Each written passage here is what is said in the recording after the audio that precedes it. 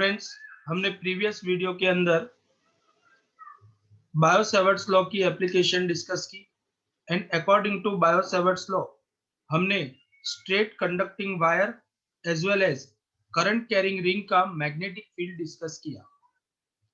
आप देख सकते हो कि बायो-सेवर्ट्स लॉ की हेल्प लेकर हम कोई भी सिस्टम का करंट कैरिंग सिस्टम का मैग्नेटिक फील्ड डिसाइड कर सकते हैं।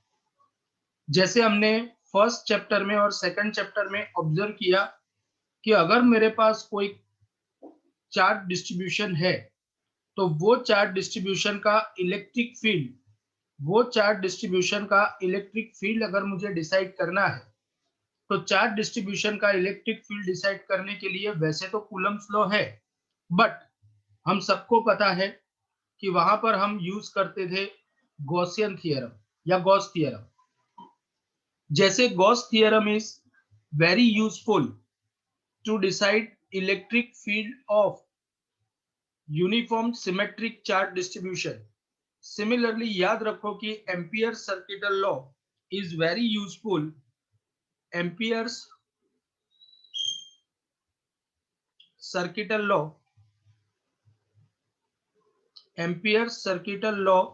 is useful to decide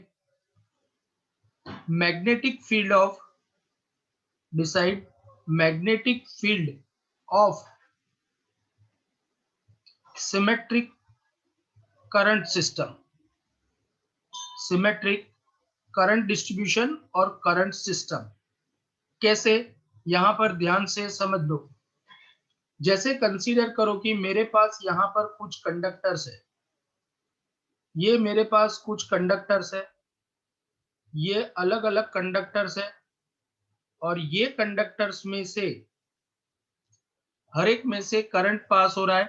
consider करो कि कंडक्टर 1 में से I1 जितना करंट अपवर्ड डायरेक्शन में पास हो रहा है, इसमें से I2 जितना करंट डाउनवर्ड डायरेक्शन में पास हो रहा है, इसमें I3 जितना करंट ऊपर की तरफ जा रहा है, I4 नीचे जा रहा है, I5 भी नीचे जा रहा है और I6 ऊपर की तरफ जा रहा है। तो इससे रिलेटेड ऑब्वियस है कि यहाँ पर हर एक कंडक्टर से एसोसिएटेड मैग्नेटिक फील्ड होगा, हर एक कंडक्टर से एसोसिएटेड मैग्नेटिक फील्ड होगा और यहाँ पर टोटल सिस्टम का मैग्नेटिक फील्ड मुझे मिलेगा। तो यहाँ पर जो भी टोटल मैग्नेटिक फील्ड प्रोड्यूस होता है उसका अगर मैं लाइन इंटीग्रेशन करता हूँ, इसका मतलब इसको मैं वर्ड में यहाँ पर डिफाइन कर देता हूँ पहले तो, और फिर एक्सप्लेन करता हूँ कि एग्जैक्टली एम्पियर सर्किटल लॉ क्या बोलता है। चलो, एम्पियर सर्किटल लॉ का स्टेटमेंट कुछ ऐसा है, the line integral the closed path line integral of the closed path line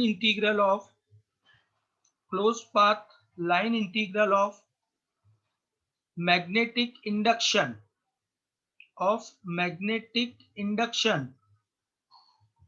the closed path line integral of magnetic induction is always equal to product of magnetic permeability of vacuum and algebraic sum of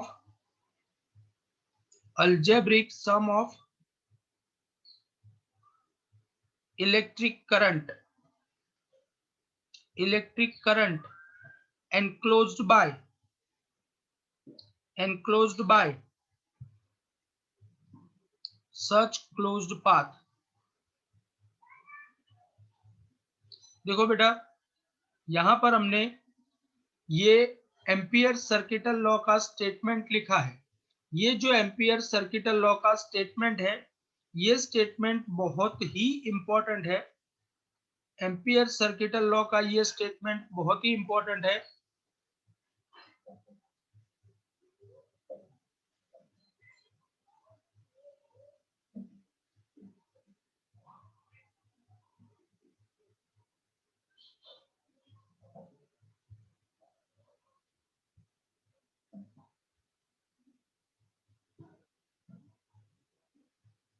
Ampere circuital law का ये statement है और ये statement को मैं यहाँ पर explain करने जा रहा हूँ। यहाँ पर इसके एक्सप्लेनेशन में मैं ऐसा बोलूंगा कि यहाँ पर आप देख सकते हो, यहाँ पर आप देख सकते हो कि ये ampere circuital law closed path की बात कर रहा है।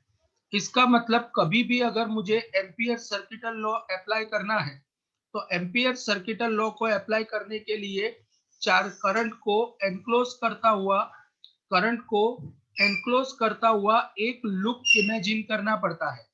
मुझे यहाँ पर मुझे यहाँ पर एम्पियर सर्किटल लॉ अप्लाई करने के लिए करंट को एनक्लोज करता हुआ एक लूप इमेजिन करना पड़ेगा, क्लोज पाथ कंसीडर करना पड़ेगा। तो देखो फ्रेंड्स, यहाँ पर मैंने एक क्लोज पाथ लिया है जो ये सारे करंट को एनक्लोज कर रहा है। उसमें वो I1 से लेकर I4 तक के करंट को एनक्लोज कर रहा है, बट I5 और I6 को एनक्लोज नहीं कर रहा है। अगर I5 और I6 को एनक्लोज नहीं कर रहा है तो ऐसे केस में अगर मैं यहाँ पर एम्पियर सर्किटल लॉ का मैथमेटिकल फॉर्म रिप्रेजेंट करने जाऊं तो एम्पियर सर्किटल लॉ का मैथमेटिकल फॉर्म क्या होगा? तो फ्रेंड्स, इसका मैथमेटिकल फॉर्म कुछ ऐसा होगा, द क्लोज पाथ, ये क्लोज पाथ इंटीग्रेशन का सिंबल है। The close path line integration of magnetic field B dot dl is always equal to product of magnetic permeability of vacuum मतलब mu naught and sum of electric current enclose by such close path. तो इसका मतलब ये हुआ कि that is equal to sum of current मतलब sigma I. This is said to be mathematical form of this is said to be mathematical form of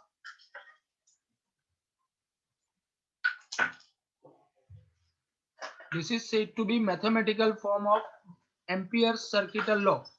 friends, अगर आपको कहीं पर भी एम्पियर सर्किटल लॉ यूज करना है तो उसके लिए ये मैथमेटिकल फॉर्मूला कंपलसरी याद रखना पड़ेगा। ये मैथमेटिकल फॉर्म में आपको याद क्या रखना है?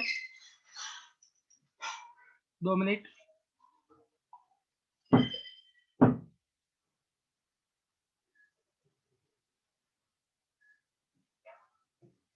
ये मैथमेटिकल फॉर्मूला आपको कंपलसरी याद रखना पड़ेगा। Close path line integration of magnetic field B dot dl equal to mu not sigma I, और इसी को मैं नंबर दे देता हूं कि this is equation number 1।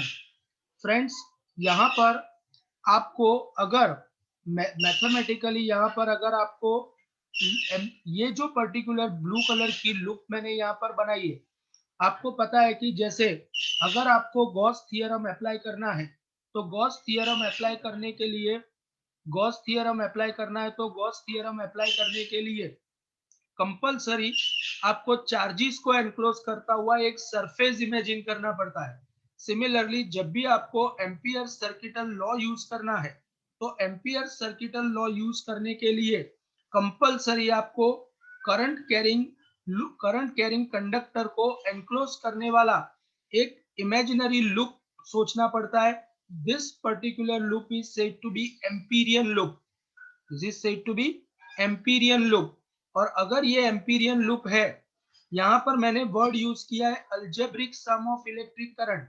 Friends, algebraic sum of electric current में को डिसाइड करने के लिए मैं यहाँ पर पूरे पाथ को छोटे छोटे सेगमेंट्स में डिवाइड कर देता हूँ। अगर मैं पूरे पाथ को छोटे छोटे सेगमेंट्स में डिवाइड करता हूँ तो here each segment is considered as small displacement segment which is known as dl। अब अगर यहाँ पर जैसे कंसीडर करो कि मुझे यहाँ पर अलजेब्रिक सम, कहीं पर भी अलजेब्रिक सम ऐसा वर्ड आता है तो अलजेब्रिक सम का मतलब होता है कि यहाँ पर हमको साइन कन्वेंशन यूज करना पड़ेगा। अगर मुझे यहाँ पर साइन कन्वेंशन यूज करना है तो इसके लिए मैं एक काम करता हूँ। जैसे कंसीडर करो कि ये हमारा एम्पीरियन लूप है। अब ये एम्पीरियन लूप के केस में मुझे यहाँ पर एक राइट हैंड का स्क्रू लेना पड़ेगा, और ये राइट हैंड के स्क्रू को अगर मैं एम्पीरियन लूप के प्लेन को परपेंडिकुलरली अरेंज कर देता हूँ, एम्पीरियन लूप के प्लेन को परपेंडिकुलरली अरेंज करके अगर ये स्क्रू को मैं डीएल की डायरेक्शन में रोटेट करता हूं, अगर ये स्क्रू को मैं डीएल की डायरेक्शन में रोटेट करूंगा तो ये स्क्रू अपवर्ड डायरेक्शन में प्रोसीड करेगा। अगर ये स्क्रू अपवर्ड डायरेक्शन में प्रोसीड करेगा तो यहाँ पर मुझे सिग्मा आई का मीनिंग क्या लेना है? तो फ्रेंड्स यहाँ पर मुझे सिग्मा आई का मीनिंग ये लेना है कि अपवर्ड डायरेक्शन के करंट को पॉजिटिव ट्रीट करना है और स्क्रू जो डायरेक्शन में जाता है वो डायरेक्शन के करंट को पॉजिटिव और उसके ऑपोजिट डायरेक्शन के करंट को नेगेटिव की तरह ट्रीट करना है। और याद रखो कि जितने करंट्स एम्पीरियन लूप के अंदर एनक्लोज हो रहे हैं, जितने करंट एम्पीरियन लूप के अंदर एनक्लोज हो रहे हैं उतने ही करंट को ध्यान में लेना है। तो आप देख सकते हो कि I1 ऊपर की तरफ जा रहा है इसलिए पॉजिटिव, I2 नीचे की तरफ जा रहा है इसलिए नेगेटिव, I3 फिर से ऊपर जा रहा है इसलिए पॉजिटिव और I4 नीचे की तरफ जा रहा है इसलिए नेगेटिव। कहने का अल्टीमेटली मीनिंग मेरा इतना ही है कि इस तरीके से आप सिग्मा आई का यूज करके साइन कन्वेंशन डिसाइड कर सकते हो। Friends, this is the fundamental, very fundamental law as far as magnetic effects is concerned. तो यहाँ पर हमने एम्पियर सर्किटल लॉ देखा। इसके बेसिक फीचर क्या क्या है? बेसिक फीचर याद रखो कि आपको कहीं पर भी अगर मैग्नेटिक फील्ड फाइंड करना है एम्पीरियल सर्किटल लॉ की हेल्प लेकर, तो उसके लिए आपको क्या करना होगा? आपको करंट कैरिंग कंडक्टर को एनक्लोज करता हुआ एक सरफेस इमेजिन करना पड़ेगा, एक पाथ, क्लोज पाथ इमेजिन करना पड़ेगा और ये क्लोज पाथ को बोला जाता है एम्पीरियन लूप। जैसे यहाँ पर मैं एक 3 स्पेशल केसेस को डिस्कस करूंगा। 3 स्पेशल केसेस में सबसे पहला केस है that is said to be, सबसे पहला केस है that is said to be case of infinitely long current carrying conductor. लेकिन अब हम सारे केसेस एम्पियर सर्किटल लॉ की हेल्प लेकर सॉल्व करने वाले हैं। यहां पर मैं डिस्कस करने जा रहा हूं केस ऑफ, यहां पर मैं डिस्कस करने जा रहा हूं केस ऑफ इनफाइनाइटली लॉन्ग और infinitesimally long straight current carrying conductor, straight current carrying conductor. Friends यहाँ पर infinitely long straight current carrying conductor के लिए अगर मैं डिस्कशन करने जा रहा हूं, ध्यान से समझना। कंसीडर करो कि मेरे पास एक करंट कैरिंग कंडक्टर है और वो इनफाइनाइटली लॉन्ग है, इनफाइनाइटली लॉन्ग है और ये इनफाइनाइटली लॉन्ग कंडक्टर में से कंसीडर करो कि I1 जितना करंट, कंसीडर करो कि I1 जितना करंट वर्टिकली अपवर्ड डायरेक्शन में पास हो रहा है। अगर इसके अंदर से I1 तो नहीं बोलूंगा लेकिन I जितना करंट अगर उसके अंदर से वर्टिकली अपवर्ड डायरेक्शन में पास हो रहा है तो यहाँ पर मुझे एम्पियर सर्किटल लॉ की हेल्प लेकर, एम्पियर सर्किटल लॉ की हेल्प लेकर इसका मैग्नेटिक फील्ड डिसाइड करना है। कौन से पॉइंट पर? At a perpendicular distance of, perpendicular distance P point पर, परपेंडिकुलर डिस्टेंस y है और मुझे P पॉइंट पर ये डिस्टेंस y है और मुझे y जितने परपेंडिकुलर डिस्टेंस पर एक P पॉइंट लोकेटेड है, ये P पॉइंट पर मैग्नेटिक फील्ड फाइंड करना है। तो फ्रेंड्स हमारे पास ऑब्वियस है कि एम्पियर सर्किटल लॉ की एप्लीकेशन है and according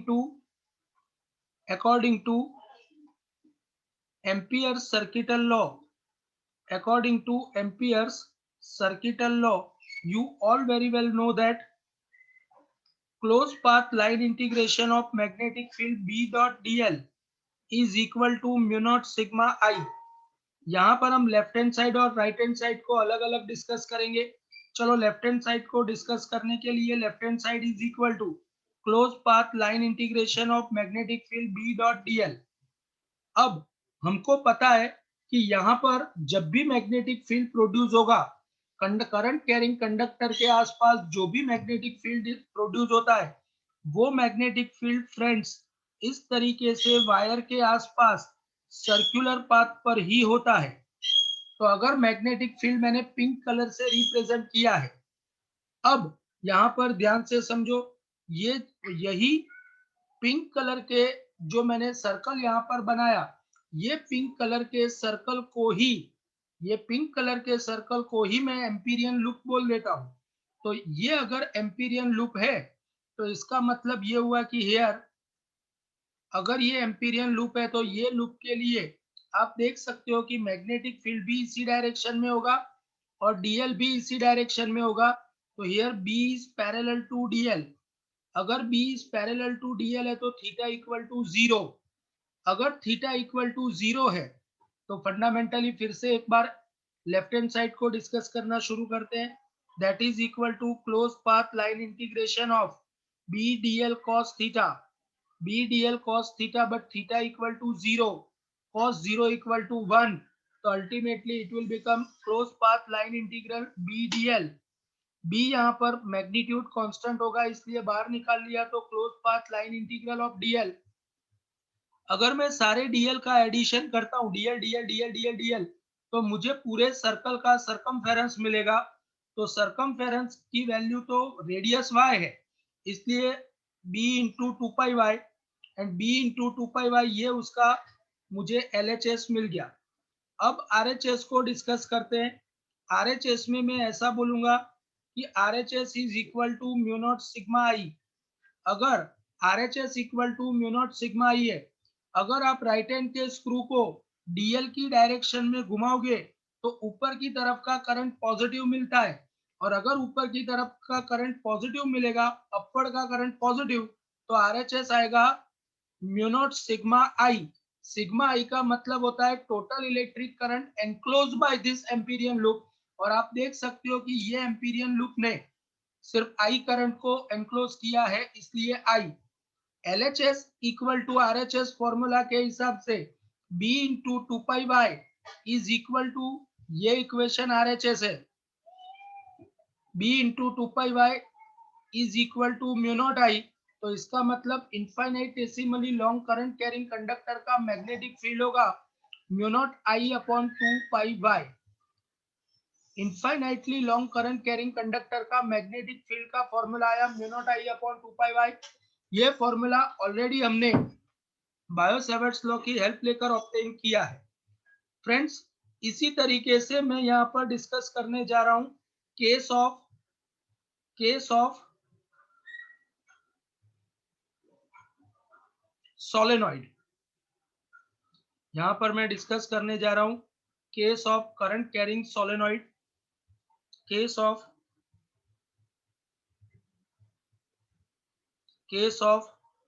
current carrying solenoid. देखो फ्रेंड्स, सोलेनॉइड क्या होता है वो मैं यहाँ पर डिस्कस करने जा रहा हूँ।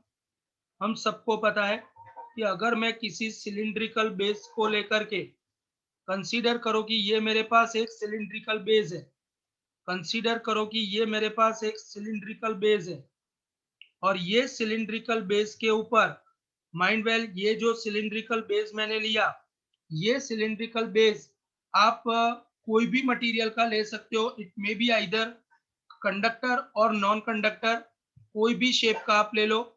और ये कंडक्टर के, ये सिलिंड्रिकल बेस के ऊपर अगर मैं वेरी क्लोज इस तरीके से वाइंडिंग करता हूं, इस तरीके से अगर वाइंडिंग करता हूं वेरी क्लोज, तो this arrangement is said to be solenoid.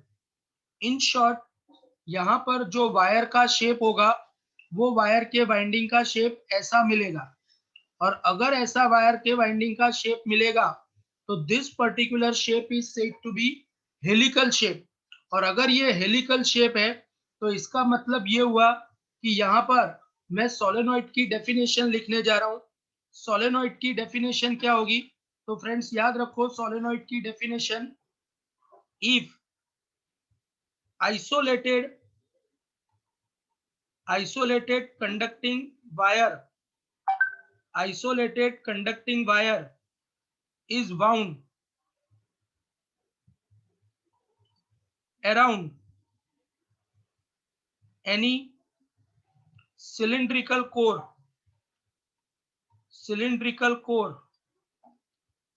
very closely then such a system is said to be is called as solenoid. यहां पर ये सोलेनॉइड है फ्रेंड्स। यहां पर मुझे सोलेनॉइड के लिए मैग्नेटिक फील्ड का इक्वेशन चाहिए। याद रखो कि जब भी कोई सोलेनॉइड में से आप करंट पास करते हो तो सोलेनॉइड का जो मैग्नेटिक फील्ड डेवलप होता है वो मैग्नेटिक फील्ड उसके कोर रीजन में ही होता है और उसकी एक्सिस को पैरेलल होता है। ऑलवेज मैग्नेटिक फील्ड उसके कोर रीजन मतलब सोलेनॉइड के अंदर ही होता है, जो उसके एंड्स में से बाहर निकलता है और अंदर के रीजन में वो उसकी मेन एक्सिस को पैरेलल होता है। तो ऐसे केस में मुझे यहाँ पर एम्पियर सर्किटल लॉ यूज करना है।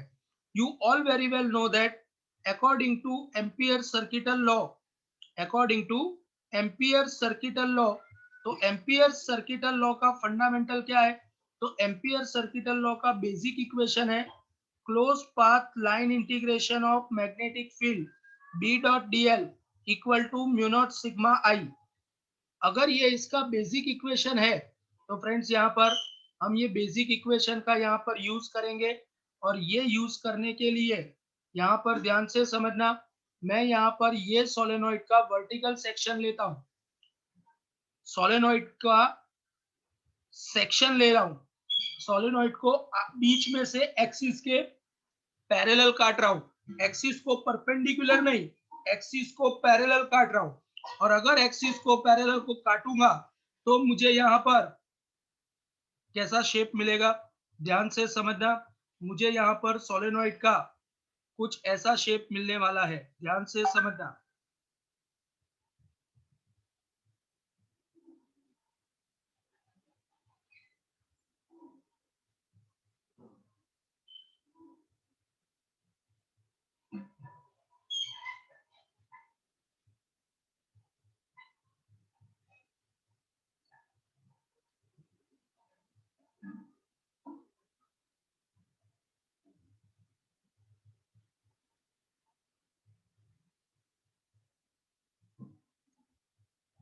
अगर मैं सिलिंड्रिकल पार्ट के सोलेनॉइड का सेक्शन लेता हूं तो ये सेक्शन मुझे कुछ ऐसा दिखेगा, ध्यान से समझना।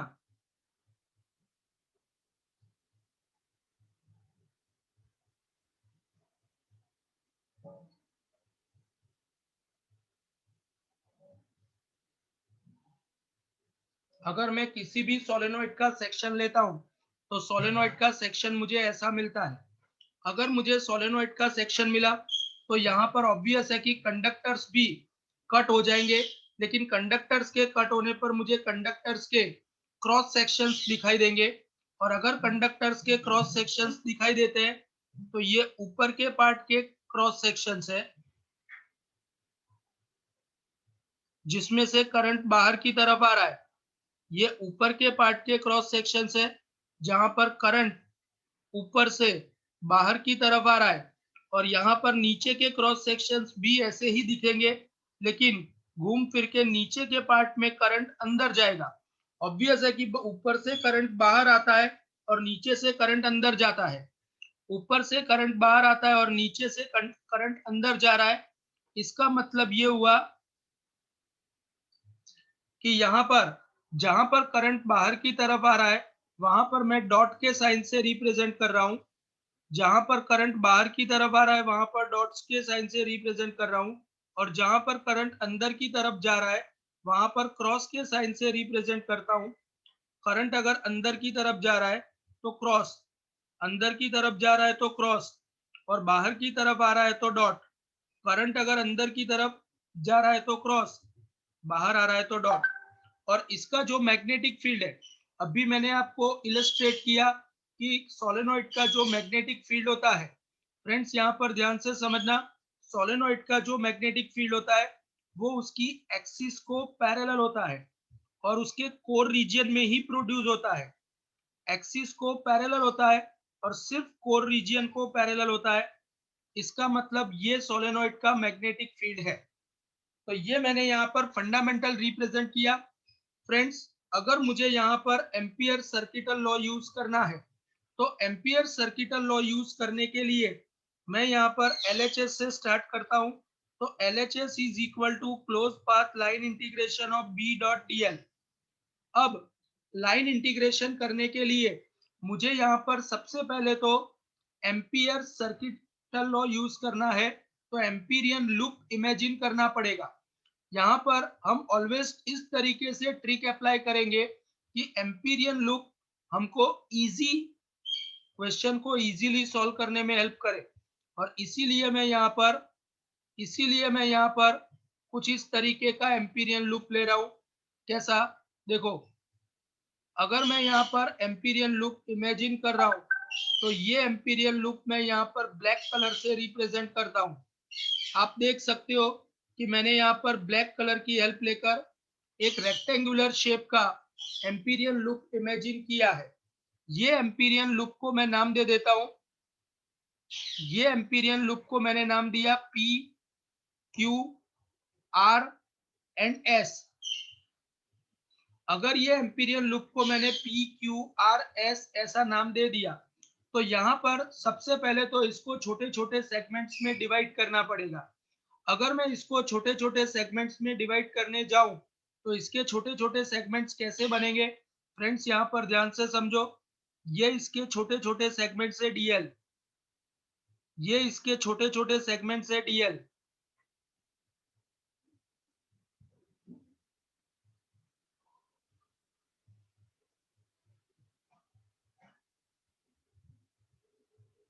अब मुझे यहाँ पर पूरा का पूरा क्लोज पाथ लाइन इंटीग्रेशन लेना है। अगर पूरा का पूरा क्लोज पाथ लाइन इंटीग्रेशन लेना है तो आप देख सकते हो कि लाइन इंटीग्रेशन का मतलब क्लोज पाथ पर लेना है। अगर क्लोज पाथ पर लेना है तो ये क्लोज पाथ को मैं यहाँ पर 4 टुकड़ों में डिवाइड कर देता हूँ। क्लोज पाथ को मैं 4 टुकड़ों में डिवाइड कर देता हूँ। PQRS को integration starting from S to R B dot DL plus integration R to Q B dot DL plus integration Q to P B dot DL and last integration P to S B dot DL। अब यहाँ पर आप देख सकते हो, आपको पता है कि परपेंडिकुलर वेक्टर का डॉट प्रोडक्ट ऑलवेज 0 होता है। अगर परपेंडिकुलर वेक्टर का डॉट प्रोडक्ट ऑलवेज 0 है तो Q2R के केस में या R2Q के केस में और P2S के केस में, अगर P2S के केस में देखने जाओ तो DL नीचे की तरफ है और B लेफ्ट टू राइट है, मतलब यहाँ पर दोनों म्यूचुअली परपेंडिकुलर है। इसी तरीके से R2Q के केस में यहाँ पर DL ऊपर की तरफ है और B लेफ्ट टू राइट है, मतलब यहाँ पर भी म्यूचुअली B और DL परपेंडिकुलर है। तो when B and DL is perpendicular to each other, the segments where B and DL are mutually perpendicular, then theta equal to 90, तो उनके लिए cos 90 इक्वल टू 0 हो जाता है। और इसी रीजन की वजह से वहां पर मैग्नेटिक फील्ड उसका लाइन इंटीग्रेशन 0 होगा। मतलब इंटीग्रेशन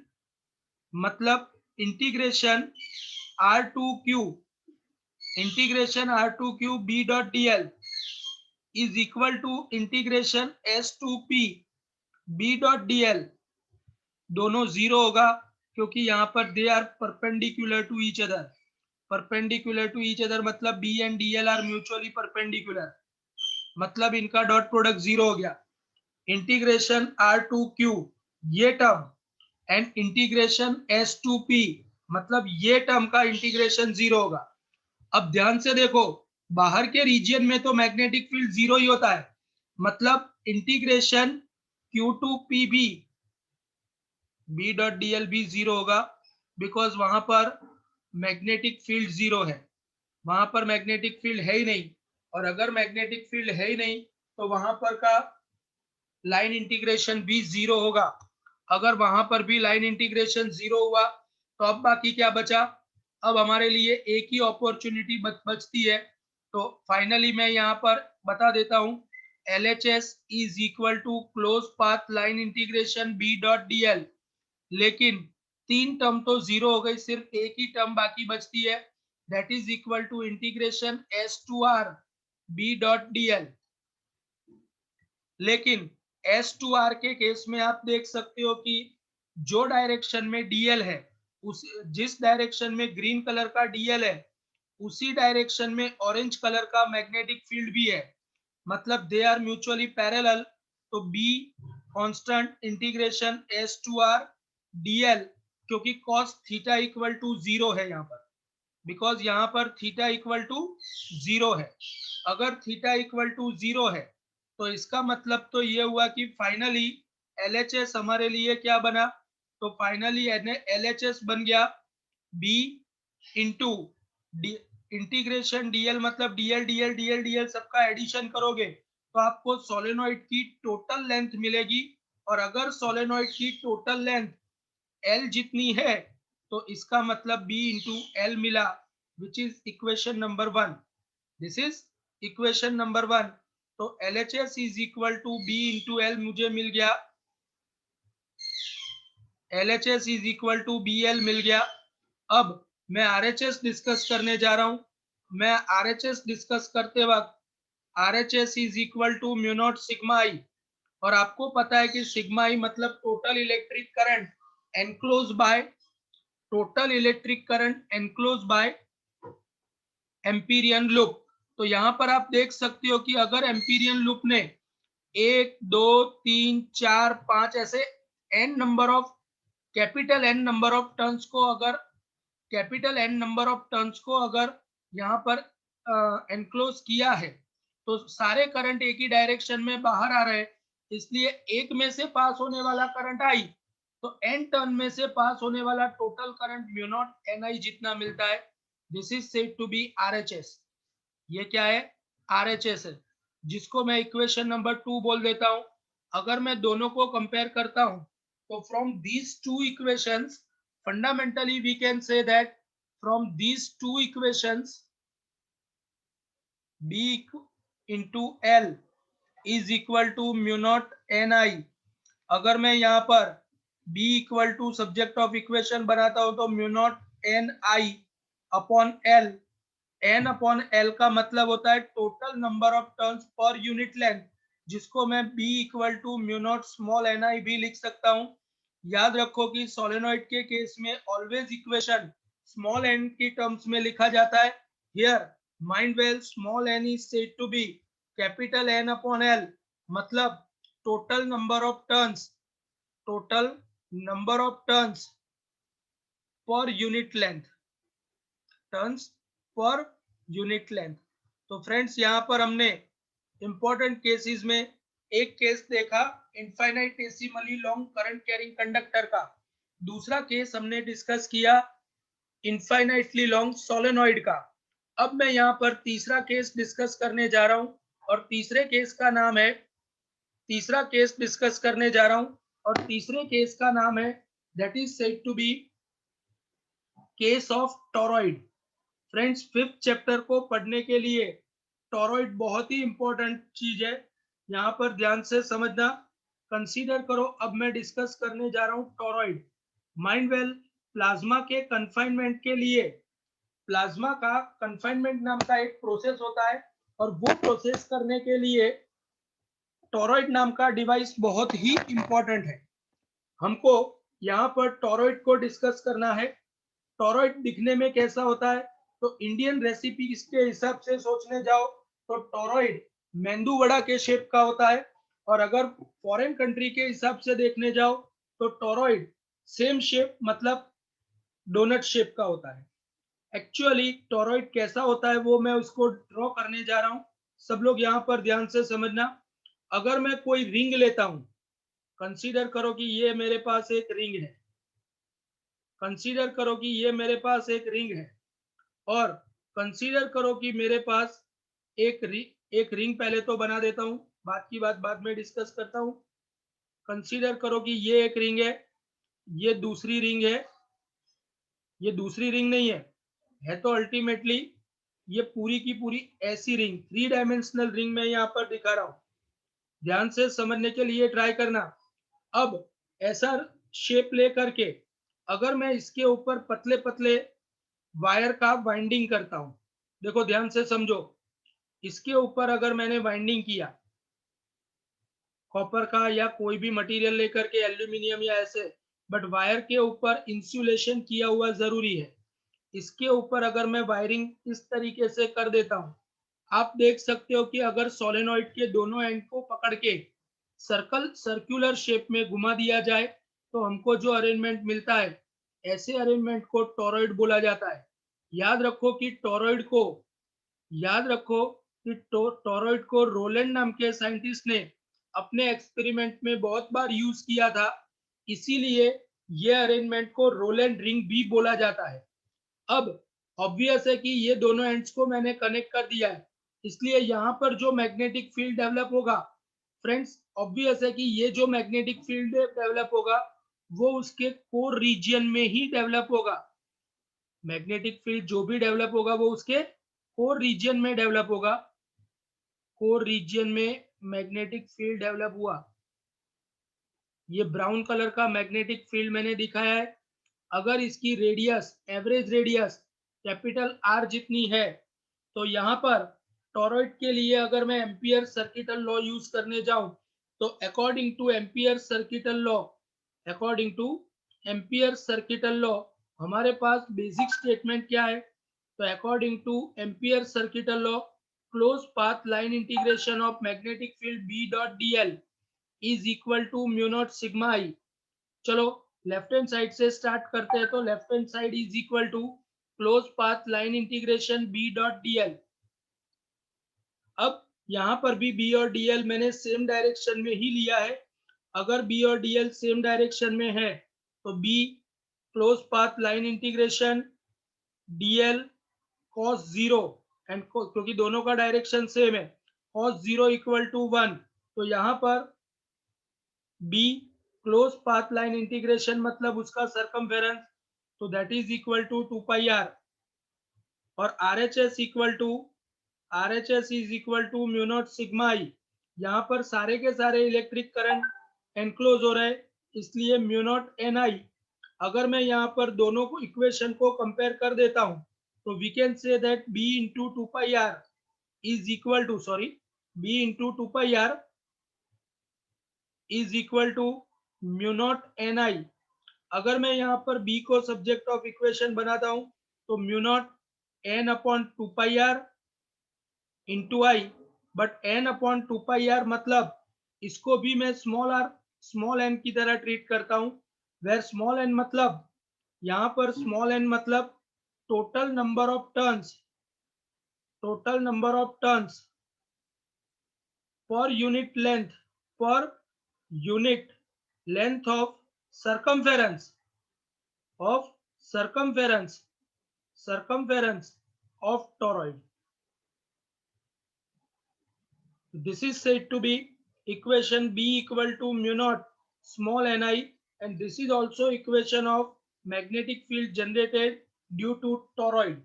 फ्रेंड्स खास याद रखो ये टोरॉइड का केस, क्योंकि हमको 5th चैप्टर में टोरॉइड के केस की बहुत ज्यादा जरूरत पड़ेगी, और इसी रीजन की वजह से यहाँ पर हमने टोरॉइड को डिस्कस किया। आज के कंप्लीट लेक्चर में, आज के कंप्लीट वीडियो में हमने क्या किया है? तो आज के कंप्लीट वीडियो में हमने एम्पियर सर्किटल लॉ पढ़ा, और एम्पियर सर्किटल लॉ के साथ साथ हमने यहाँ पर एम्पियर सर्किटल लॉ की 3 बेसिक एप्लीकेशंस भी डिस्कस की। Thank you very much. अच्छे से पढ़ाई करो, ये चैप्टर को बहुत ध्यान से पढ़ो, क्योंकि अब हमको 4 चैप्टर तक मैग्नेटिक फील्ड को ही डिस्कस करना है। Thank you very much.